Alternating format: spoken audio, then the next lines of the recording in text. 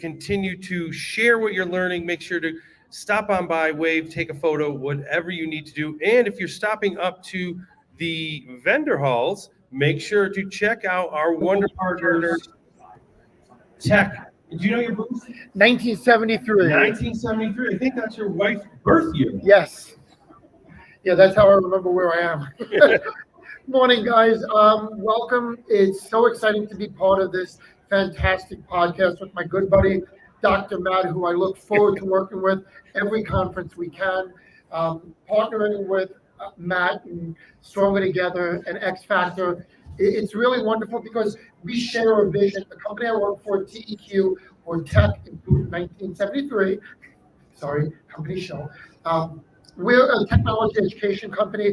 My role there is an instructional strategist, fits right in perfectly. So we sell a lot of great products, but we're not about selling products to schools. We're about building relationships. We want to see what a school or a district could benefit from. We want to make recommendations. We want to get that technology in there. And then I want to come in, do some professional development, and not just make sure the teachers know how to use the technology, but make sure it's being properly integrated into the curriculum so the students ultimately benefit from it. So I'm excited to be here, and it's wonderful meeting and working with all these wonderful educators and people. So, hello. And I know I said that was his wife's birth year. Mine's 1971. So I was saying like she's young because I feel young at 53. So I'm really excited because last year at ISTE, I got called away during the time that these amazing next guests were coming onto the podcast, and I didn't get a chance to interview them. And they're two people I really respect, as you know, who follow my work and the work of X Factor. We really look for those in the field doing the job, and that always impresses me. So, Joe and Kirsten, thanks for joining us today. Oh, thank you so much for having us. We appreciate it. Yeah, excited to be here. So, for those tuning in, our viewership is going up and people are walking by. I know I'm very familiar with your work, but for those who are just learning about you today for the first time, share a little about your work, the books you've done, and the work you're doing in classrooms. So I am a K-5 technology teacher. I taught first grade for many years before that. So this is actually a new role for me. Just started that this past year. It's been really, really great because I get to have all the same kids all over again. So that's been a blast. And you also have a new role too. Yeah, so I taught fourth grade for over 50 years, and now I'm middle school language arts. So I'm getting to spend my toes into the middle school life of middle schoolers, and having a blast. So we wrote the book Interactive Class, and so would like to feel that the ideas inside are a bit really beautiful. So it's been kind of fun taking those strategies and the way we teach and really kind of able to do it in a different way this past year. And the whole idea behind those is how to make them engaging and also relevant. A lot of times with newer interactive, they think like cartoons, sprints around the classroom. That's definitely not what we're getting at. Really, when we talk about interactive, we talk about learning is responsive, right? What do we do with content that are involved in that we interacting with the content? So maybe cartoons, maybe not, but it's still having fun. I really appreciate what you guys are doing because as a professional developer, that's what I'm focusing on. And as a former elementary school teacher, I get it as well. I taught kindergarten, first grade, and then I was a K-5 technology teacher. The fact of the matter is, it's simple. When I was growing up, life was different and education was different. So we need to find ways to engage students now that are a little bit out of the box and away from the traditional method of here's the worksheet, good, you finished, here's another worksheet. So, what you're doing is so important. And a conference like this is great because there's so many like-minded people that get it, are walking around everywhere you see. This is my fourth ISTE. What about you guys? How many of you guys been to? Oh gosh. At least five or six. Yeah. Yeah, but to your point, I think if you would ask any teacher that was here, learning today looks different than it did even after the pandemic, right? That time period now is even changed for our students. They're learning in different ways. And so with the rise of AI tools, all these other new things that are coming out, our kids are learning differently than they were even after the pandemic. And so you're absolutely right. Coming to a conference like this is so important because learn, be exposed to all the new tools, to become familiar with them, you can energize yourself, so you're ready to rock and roll with your back to the classroom going. So one of the things that you said, and as a former principal and now as assistant superintendent, working with instruction, I do a lot of learning walks. I do a lot in class, and teachers in my mind sometimes get confused between participation and engagement. And when in the work that you do and the books that you wrote are really striving for that deeper engagement. So when you hear that participation versus engagement, how do you get to that engagement level? Well, I think you have to know your students, right? You need to know who they are. They need to be seen in the classroom. They need to have a say in what you're doing, not necessarily say give up what you're doing or let them run the room. But Sure.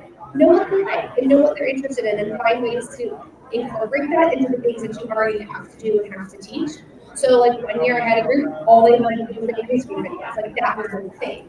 And then I had a group 1 year that all they wanted to do was Minecraft, and that's fine, great, okay, if that's what you're thinking. So you have to get away from that mindset of like pulling open the filing cabinet and redoing the same lessons over and over again. It might be the same content, but that you want it to look different every year, and it should look different every year because they consider sitting in front of you look different every year. And when you get that mindset that that's actually what you want to be doing and not, oh, I can't use that from last year, I've done something wrong, then your world really can open up because you can tailor things that the kids are going to see themselves in and be engaged in, and obviously pick your learning content.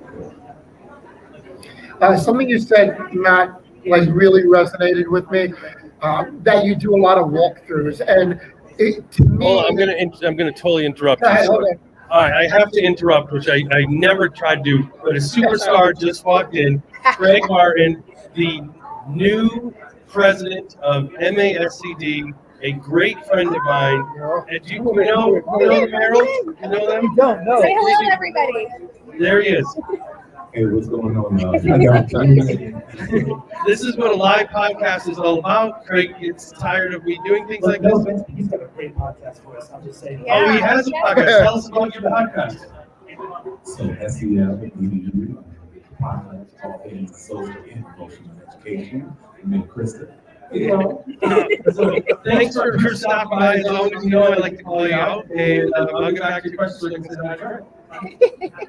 So what I was saying was when Matt said that you do the walkthroughs, as a professional developer, I always encourage administrators to attend the sessions with the teachers, and I always encourage the administrators and principals to come to these sessions because two reasons. Number one, your job is to evaluate teachers. How can you evaluate a teacher if you don't know what they're doing in the classroom or what technology they're utilizing in the classroom?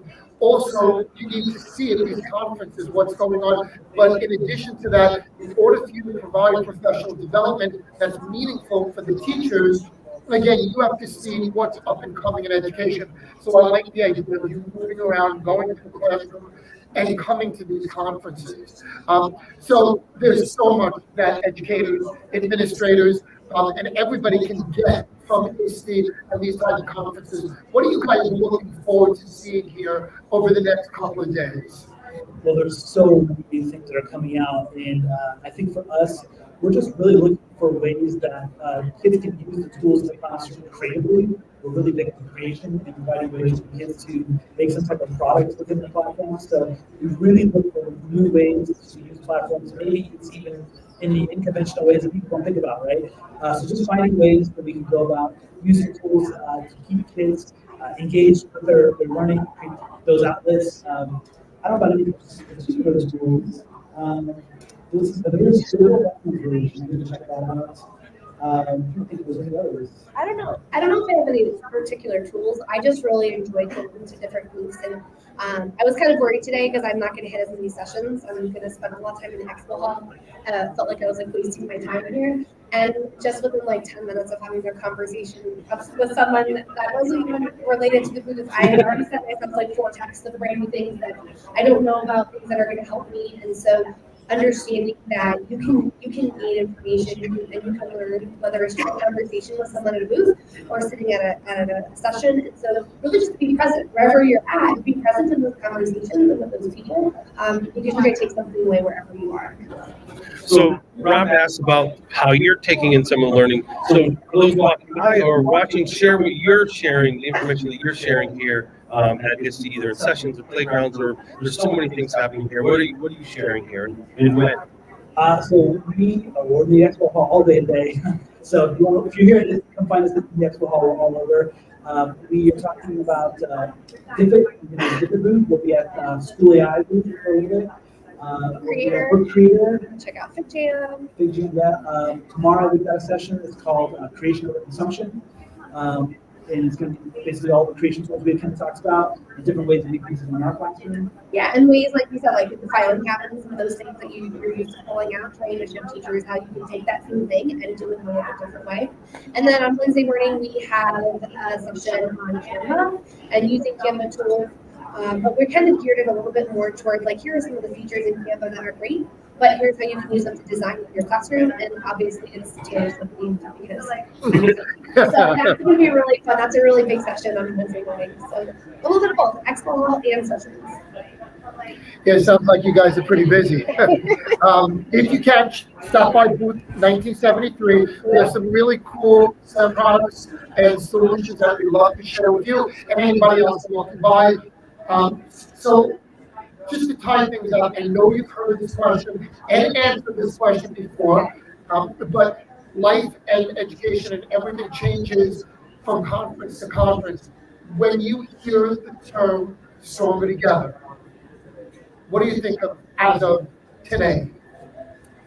I think for us today, it means, not just the adults in the room, right? For kids too. What are the kids bringing to the table that are teaching you, and how are you using those relationships to take things to the next level? And when you include your students in on the academics and how you direct your lessons, that's making you a stronger teacher and a better teacher. I think of it as whenever you hit anything, any conference, any PD at school, anytime you walk into the doors thinking you already kind of know what you need to know, you're in trouble. And so to me, I think of Stronger Together as we're always stronger, we're learning from each other, learning new things, learning the ways other people do things, learn things, teach things. There's no one right way, right? And so we can walk in and say, hey, I may not be as knowledgeable about this, but you're rocking it. Like, I learned from you. I think that's really going to become strong educators. Like Minecraft. I love Minecraft. Awesome. Well, thank you so much for taking the time to visit with us again, share your work. Make sure to check them out in Expo Hall. They're going to be all over. Some great sessions. All you Swifty fans out there, make sure to get there on Wednesday. Follow them. Their handle is down below. Always a great share, always great learning. I make sure to check that out because I love to bring your work into the classroom. So thanks for stopping by. And for those who are walking by, tuning in, stay tuned. We have our next guest coming up in about 2 minutes. We have Stevie Frank coming up live to you from ISTE. So all of you out there, have a great rest of your day. And Joe and Kristen, have a wonderful rest of your ISTE. Thank you all so much. Thank you.